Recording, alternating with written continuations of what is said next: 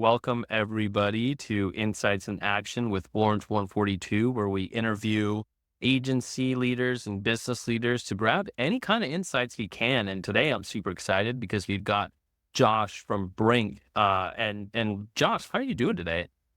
I'm doing great. I appreciate the invite to be on the show. Yeah, of course. It looks like a nice sunny day, judging from your background over in Philadelphia. Yeah, it's actually warm today. We had a little cold spell, but a nice warm.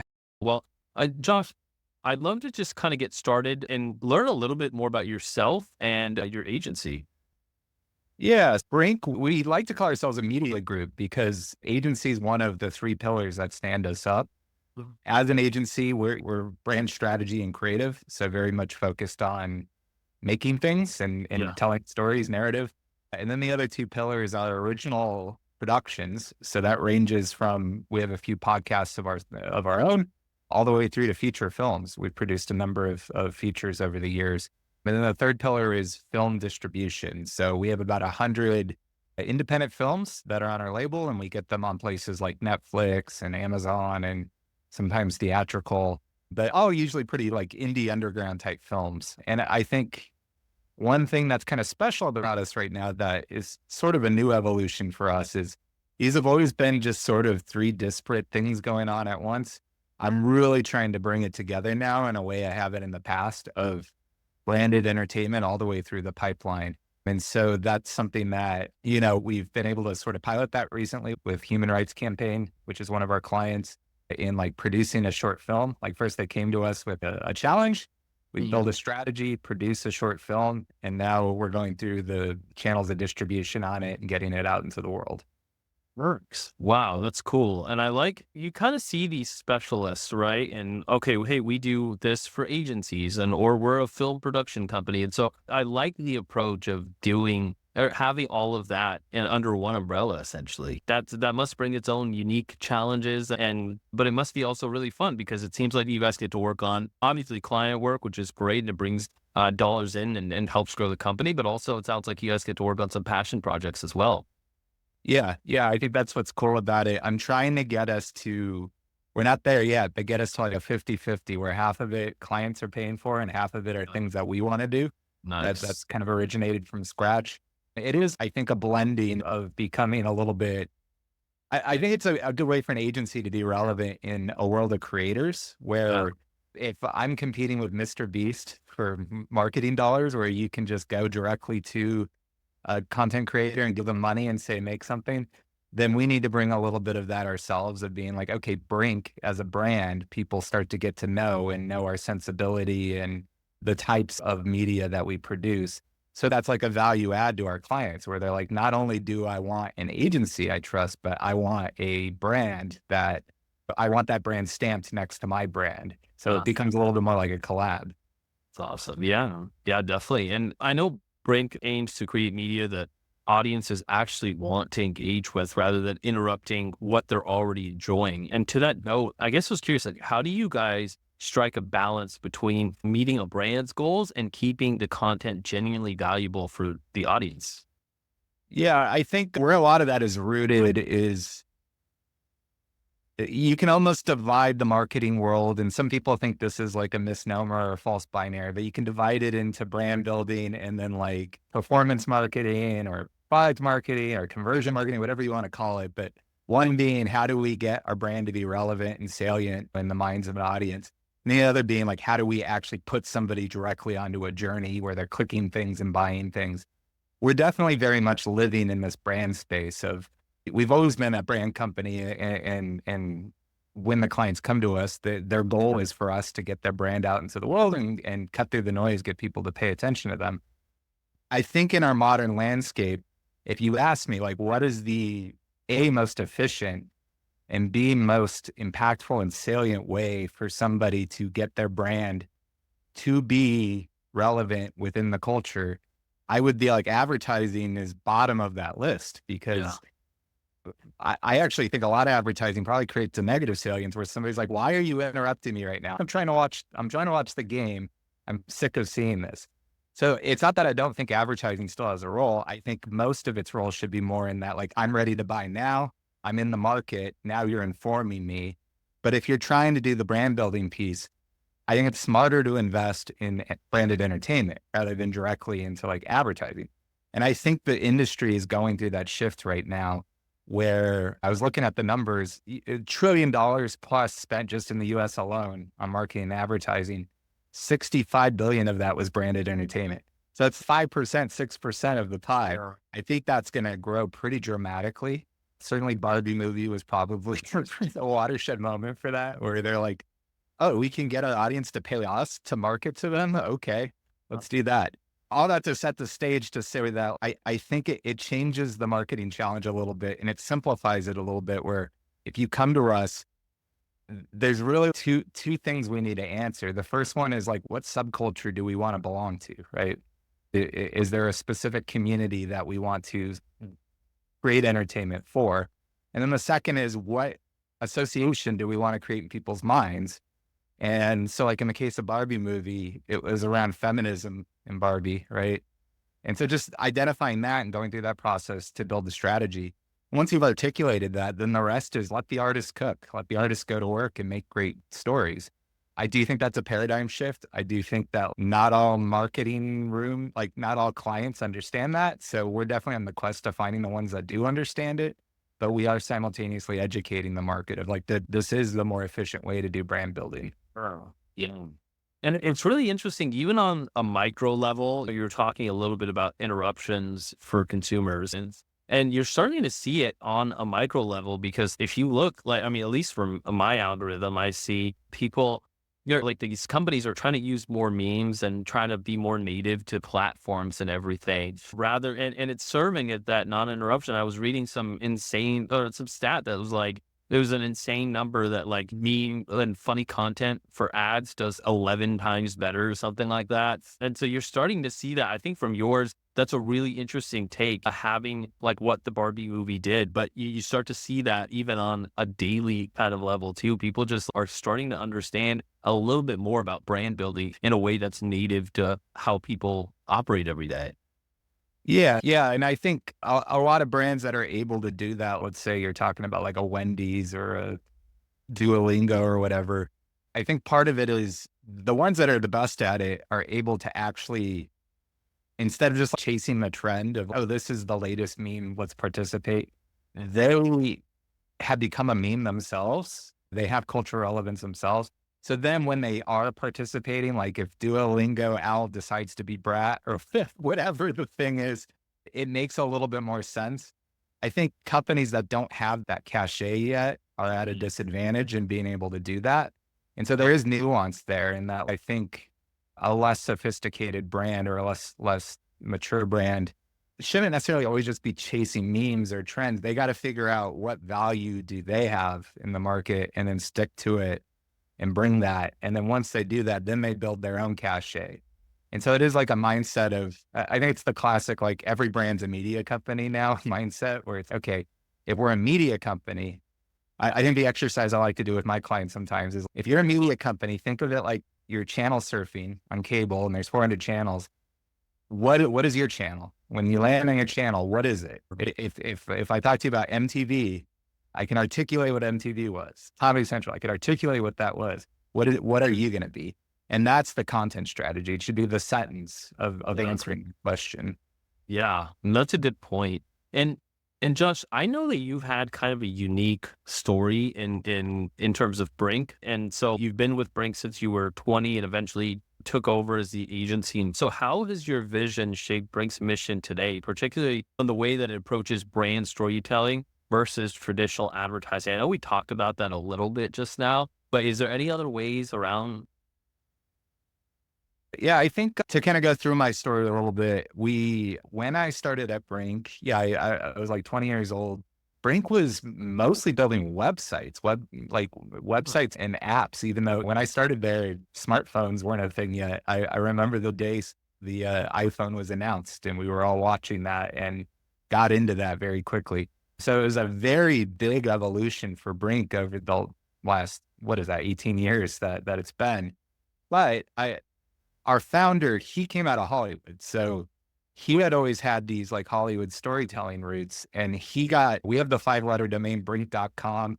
We We have the trademark. There's a reason for that. And it's because he got on the internet very early, 92, 93, and was very excited about it as a medium. So Mhm. I think we always had these roots of the storytelling tradition of being excited about bringing that on a new medium, bringing that on the internet. But then it just ended up kind of evolving by the time I joined to just building websites rather than being where we're at today. And so once I was in there, I graduated with a marketing degree, and I just happened to have skills of design and coding that I had taught myself. And that's why I was working there. But it wasn't necessarily what I aspired to do with my career. It was a hobby that ended up backing me into a career. Once I was in there, I started like suggesting ways for us to evolve. And I guess the way you could put it is going from web development company to a more full service agency where I wanted to bring a little bit more strategic thinking, a little bit more content, and less just building the nuts and bolts of websites. I was empowered. Our founder was very supportive of me, like kind of building my own destiny, so to speak. So I got to be very entrepreneurial, but do it within the sandbox that was Brink.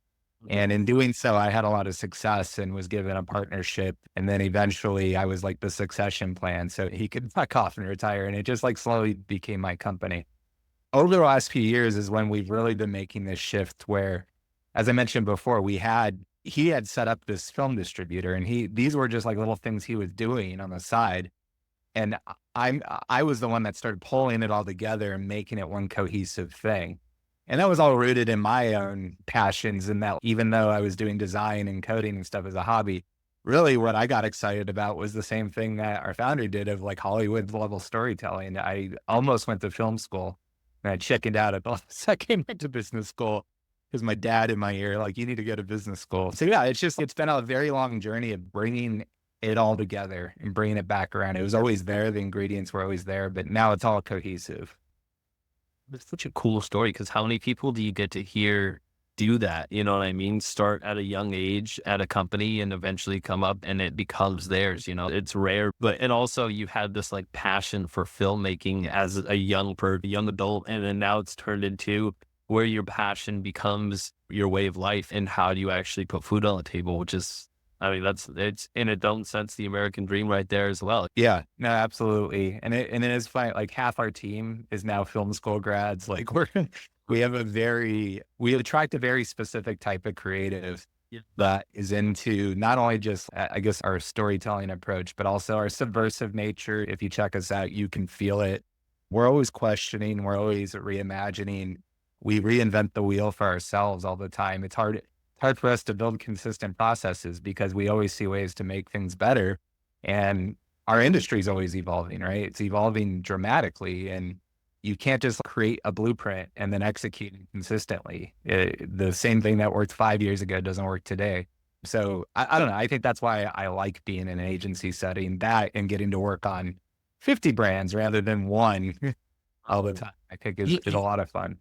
and isn't that so interesting though? A few years ago, maybe not that long ago, 10, 15, 20 years ago, if you were even an English major, for example, like there was your career paths, like there was a few that you could choose from. But now with like marketing becoming such a thing, there's so many avenues for creatives to actually make money. Like you're an English, like you love writing, you can become a copywriter now. You can release your own book. And if you're into filmmaking, it doesn't have to be that you necessarily go to Hollywood, you know what I mean? You can work for a company like Brink and have that passion where you have your side projects, but you also get to do some really cool work for some awesome causes like you guys do. And so it's just interesting how things have evolved now.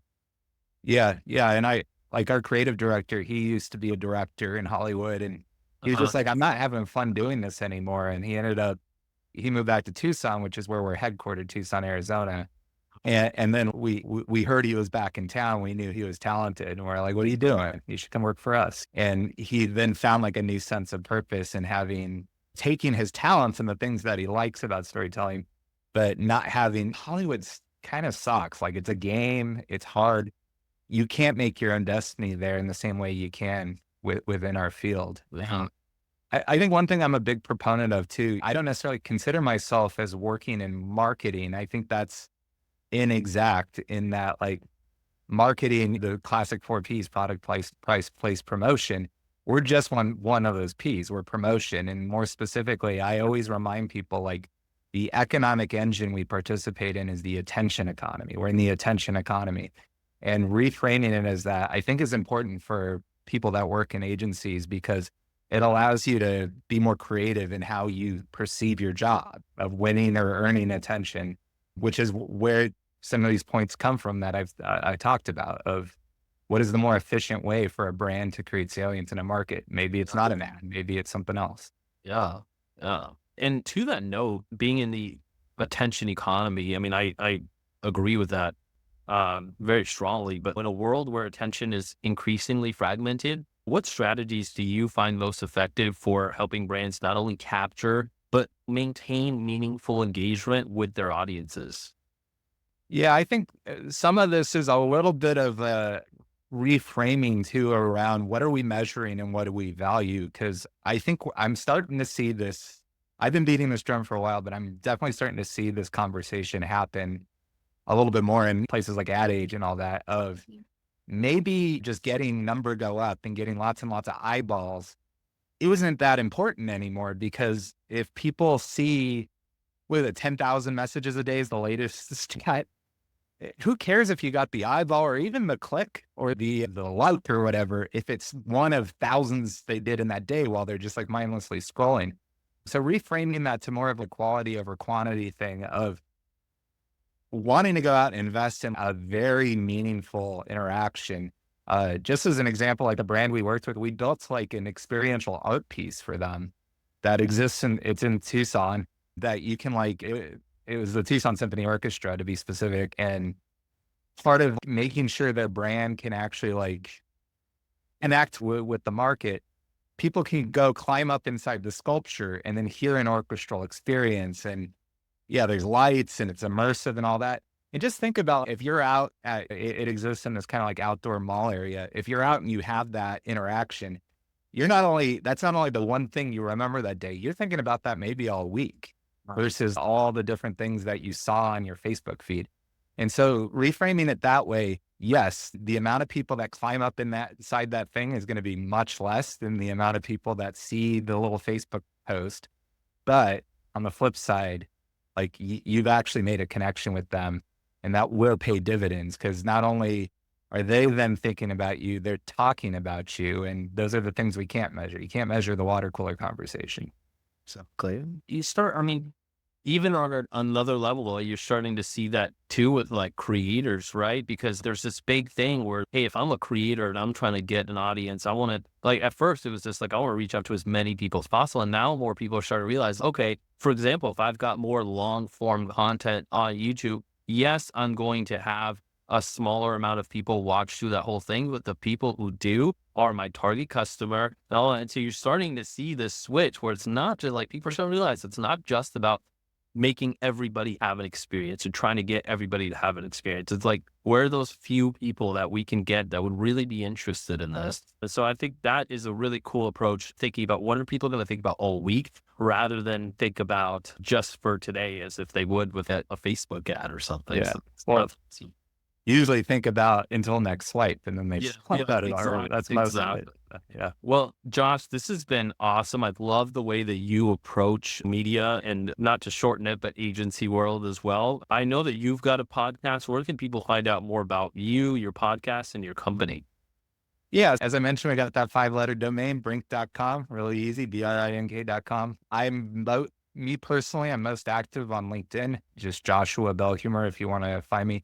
And then our podcast, we have a podcast that's geared towards people in our industry. And I think it's pretty unique. We actually won the Webby Award for it for Best Business Podcast, which we were really proud of because we were up against Bloomberg Business and CNBC and all. And then our little independent media company was up there. But it's called This Is Propaganda. So you can just look for This Is Propaganda anywhere you get your pods. But yeah, our whole narrative with that is really uncovering kind of the hidden influence of propaganda on our culture, but not propaganda as you might be picturing, which is like maybe government or political, but marketing and advertising, which is propaganda. It's the same thing. And so us asking, I think, very difficult questions about like our own industry and the negative externalities of our work and the impact we have on culture that's not always positive. And then also just, I think, educating our industry on the history of how wartime propaganda became the basis of marketing and advertising, because a lot of people don't know that history. I got a marketing degree. Nobody taught me that. Something I had to find for myself. I didn't know who Edward Bernays is, for example. So we wanted to package that up into a nice cinematic narrative style podcast and deliver it to our industry. So yeah, check that out. Cool. Yeah, and I'll have everything linked in the show notes below to make it easy to find Josh, his podcast, and his company. Josh, thank you so much again for being on. This was awesome, very enlightening, and I just love your approach, and I can see the success your agency is going to have moving forward. Thank you. Thanks, man. I appreciate it.